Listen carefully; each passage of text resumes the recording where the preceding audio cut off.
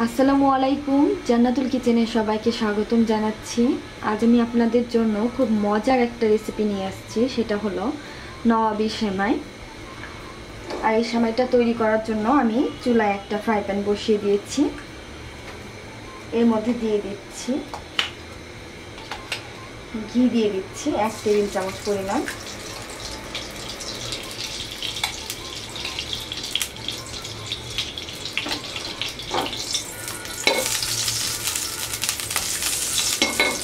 এবার আমি এর মধ্যে 1 প্যাকেট লাচ্চা সেমাই দিয়ে দিচ্ছি।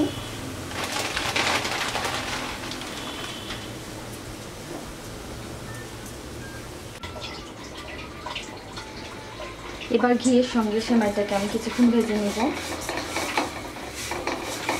এবার আমি এর মধ্যে চিনি দিয়ে দিচ্ছি।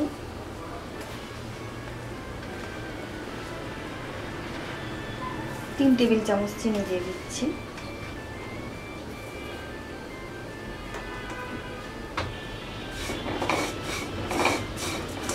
এবার চিনির সঙ্গে সেমাইটাকে আমি খুব সুন্দরভাবে ভেজে নেব।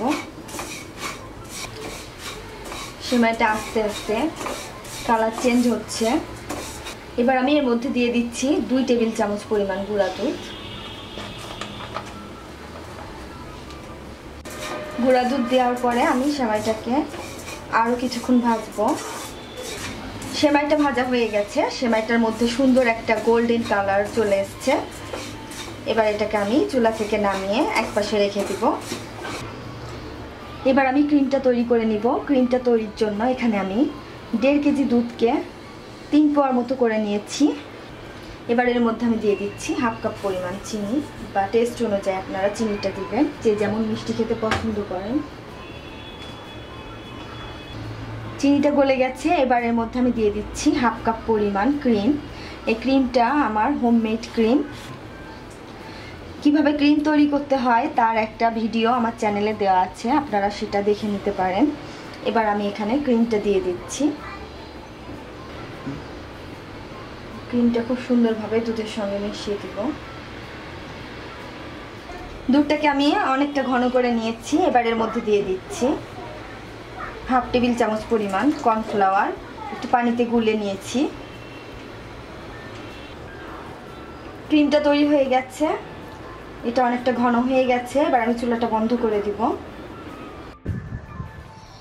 এবার একটা কাচের বোলের মধ্যে আমি আগে থেকে ভেজে রাখা সেমাইগুলো বিছিয়ে দিলাম। সেমাইটা বেছানো হয়ে গেছে। এবার এর ওপর আমি ক্রিমের মিশ্রণটা দিয়ে দিচ্ছি। ক্রিমের মিশ্রণটা দেওয়া হয়ে গেছে।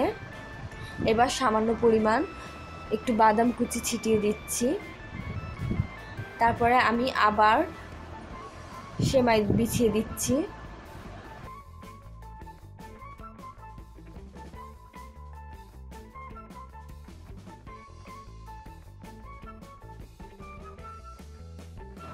সেমাইটা দেওয়া হয়ে গেছে। এরপরে আবার আমি ক্রিমের মিশ্রণটা দিয়ে দিচ্ছি।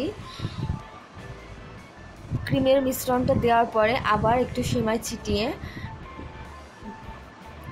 বাদাম কুচি দিয়ে দিচ্ছি। এভাবে মোট 3টা লেয়ার করব। তৈরি হয়ে গেল দারুণ মজাদার নওয়াবি সেমাই। আশা করছি এটা আপনারা সবাই ট্রাই করবেন। অনেক মজার একটা সেমাই। এটা যদি আপনারা বাসায় না বানান তাহলে এটার মজাটা আপনারা বুঝতে পারবেন না। আর আমার রেসিপিটি ভালো লেগে থাকলে অবশ্যই আমার চ্যানেলে একটা সাবস্ক্রাইব করুন।